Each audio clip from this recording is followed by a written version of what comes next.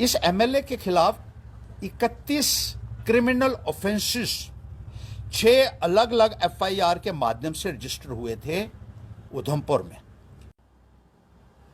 आपको जवाब देना पड़ेगा, कानून के मुताबिक जवाब देना पड़ेगा और पैंथर इंडिया तुमसे जवाब लेगी, याद रखना। स्टेटस मांगा था और अखबार वाले ने वो खबर जो है वो छाप दी है। अब इसमें चिनैनी के एमएलए जो है उनका पहले नंबर पे स्थान आया है उन तमाम एमएलए की लिस्ट में, क्योंकि उस एमएलए का नाम उस अखबार में पहले पन्ने के ऊपर मीडिया को धमकाते फिर रहे हैं। चिनैनी के एमएलए द्वारा आज इसी तरीके का एक बयान एक मीडिया के खिलाफ दिया गया है, जिसमें वो उनको बड़ी चेतावनियां दे रहे हैं मीडिया को, क्योंकि उस एमएलए का नाम उस अखबार में पहले पन्ने के ऊपर छपा है।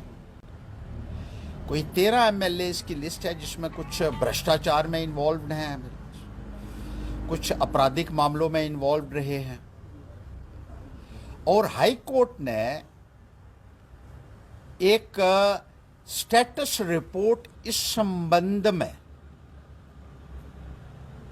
सरकार से मांगी थी और ये कहा था कि इन लोगों के खिलाफ जो भ्रष्टाचार के मामले हैं या आपराधिक मामले हैं, उनका स्टेटस आज की तारीख में क्या है। उन्होंने स्टेटस मांगा था और अखबार वाले ने वो खबर जो है वो छाप दी है। अब इसमें चिनैनी के एमएलए जो है उनका पहले नंबर पे स्थान आया है उन तमाम एमएलए की लिस्ट में, जिनके नाम या तो भ्रष्टाचार में आ रहे हैं या तो आपराधिक मामलों में आ रहे हैं, जिनके खिलाफ केस चल रहे थे। इनको शायद समझ नहीं आई कि अंग्रेजी में क्या लिखा हुआ है। अंग्रेजी जो है अखबार है वो शायद इनको समझ ही नहीं आई है, किसी से पढ़ा लेते। इसमें पत्रकार को धमकी देने वाली कौन सी बात थी? केसेस तो आपके ऊपर चले हैं और आज की तारीख में क्या स्टेटस है ये आपको क्लैरिफाई करना चाहिए था। पत्रकार को धमकाने की जरूरत नहीं है। और मैं आपको याद दिला दूं कि बड़े सारे केसेस आपके खिलाफ विड्रॉ हुए हैं। इस एमएलए के खिलाफ 31 क्रिमिनल ऑफेंसेस 6 अलग अलग एफआईआर के माध्यम से रजिस्टर हुए थे उधमपुर में। और 2021 में आरटीआई के रिप्लाई में यह खुलासा हुआ था, जो मेरे पास अभी भी आरटीआई का जवाब मौजूद है। उसके बाद क्या हुआ, कैसे वो केसेस विड्रॉ हुए हैं, अभी ये कहा जा रहा है कि अब नहीं है। तो आप पब्लिक मैन हो, आपसे पूछा तो जाना चाहिए कि वो किसने केसेस विड्रॉ किए हैं, किस कानून के तहत केसेस विड्रॉ हुए हैं, कौन सी अथॉरिटी ने वो केसेस विड्रॉ किए हैं। क्या आपको किसी अदालत ने बरी किया उन 31 केसेस में? जनता ये जानने का हक रखती है, क्योंकि जब हम वोट देते हैं तो सवाल भी पूछ सकते हैं। वो 31 केस जो थे उनका क्या हुआ, वो कैसे विड्रॉ हुए? अब ये कह रहे हैं कि मेरे खिलाफ केस नहीं है। वो तो सबको पता है कि बीजेपी में जाने के बाद तो गंगा स्नान होता है और मामले रफा दफा हो जाते हैं, तो कोई बड़ी बात नहीं है कि आपके केस। लेकिन किसने विड्रॉ किए हैं? किस एसएचओ के पास ये पावर है कि वो केसेस को विड्रॉ कर ले? किस एसएसपी के पास पावर है? हाई कोर्ट का कहने का मकसद ही ये है। हाई कोर्ट ने जो कहा है वो सुप्रीम कोर्ट के आदेशों के मुताबिक कहा है कि expeditious disposal of the cases filed against MLAs, ex MLAs, ministers, ex ministers, उसका स्टेटस रिपोर्ट लिया जा रहा है। अभी आपके खिलाफ विड्रॉ जो हुए हैं उसमें भी सुप्रीम कोर्ट ने कहा है कि ऐसे आप केस विड्रॉ नहीं कर सकते हो, तो जवाब देना होगा। कहीं एसएसपी साहब तो यहां से चले गए, लेकिन केसेस विड्रॉ हुए हैं। कैसे केसेस विड्रॉ हुए?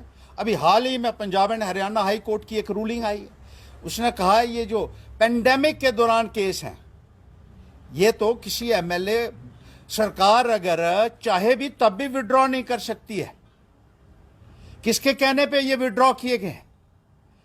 ना यहां का एसएचओ के पास कोई जवाब है, ना एसएसपी के पास जवाब है, और ना ही इन श्रीमान के पास जवाब होगा जो आज धमका रहे हैं और डरा रहे हैं मीडिया को। अपने किरदार को संभालिए। लोगों को डरा के या मीडिया को डराने से बात नहीं बनेगी, और लोग हिसाब लेंगे। अब कोई डरने वाला नहीं है भारतीय जनता पार्टी से, ये याद रखिएगा। जो भी गलत किया होगा उसका हिसाब किताब होगा और जनता हिसाब किताब लेगी। सर जी, वो तो रिवर्टल बोल रहे हैं कि पेपर को बोला कि रिवर्टल छापे, नहीं तो जो है लीगल एक्शन लिया जाएगा उन पर। अब जैसे मैंने कहा, कुछ समझ आनी चाहिए ना बात पहले की। पेपर ने क्या क्या छापा हुआ है? पेपर ने जो कोर्ट में हुआ वो छापा है। कोर्ट में हाई कोर्ट ने स्टेटस रिपोर्ट मांगी है, तो स्टेटस रिपोर्ट दीजिए ना अपनी। पेपर वाले को थोड़ी देनी है आपने। वकीलों के माध्यम से हाई कोर्ट में पहुंचाइए। हाई कोर्ट कहता है कि इन 13 एमएलए या एमपीस या एक्स एमएलए जो भी ये रहे हैं, इनके खिलाफ कुछ केसेस थे, भ्रष्टाचार के या आपराधिक मामलों के केस थे, उनका स्टेटस रिपोर्ट दो। तो पेपर वाला ही वही छाप रहा है जो हाई कोर्ट कह रहा है। तो वहां जाके अपनी पोजीशन क्लियर करवाइए, और मेहरबानी करके हम ये उम्मीद रखते हैं कि ये भाई साहब जब इस केस की क्लैरिफिकेशन देंगे, ये जो जिस केस का जिक्र हो रहा है यहाँ इस पेपर में और जो जम्मू में चल रहा था, इसके साथ साथ जो उधमपुर में 31 मामले तुम्हारे खिलाफ दर्ज हुए थे, उन 31 मामलों के ऊपर भी थोड़ी सी रोशनी डालो कि उनका क्या हुआ। अगर कहते हो तुम कि वो खत्म हो चुके हैं, अब रहे नहीं हैं, तो किस कानून के तहत खत्म हुए, किसने खत्म किए हैं, कौन वो अथॉरिटी थी जो हिंदुस्तान के कानून से भी ऊपर है,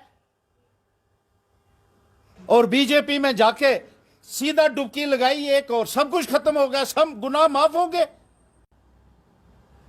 आपको जवाब देना पड़ेगा, कानून के मुताबिक जवाब देना पड़ेगा, और पैंथर इंडिया तुमसे जवाब लेगी, याद रखना।